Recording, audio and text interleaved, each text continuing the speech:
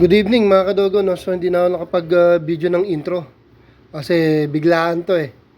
Medyo na-late ako. Kala ko alas 8 ang shoot namin, 7 pala. Kaya pasensya na sa aking kaibigan na shooter, no?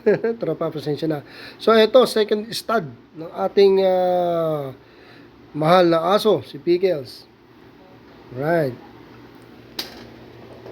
Pogi talaga ni Kobe.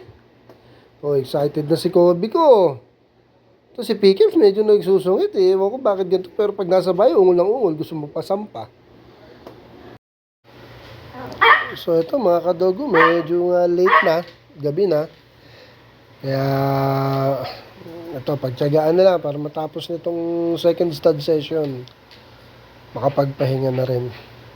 So itong mail, ever since na ginagamit ko ito, matagal talaga to bago siya matapos.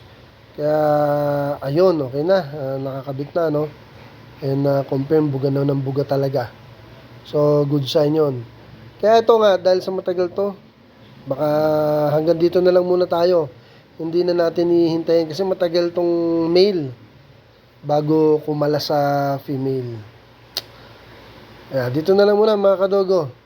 And pray na lang na talagang mabuntis to aking si Pickles.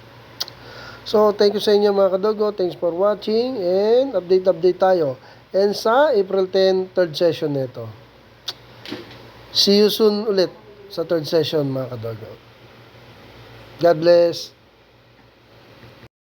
Thank you for watching.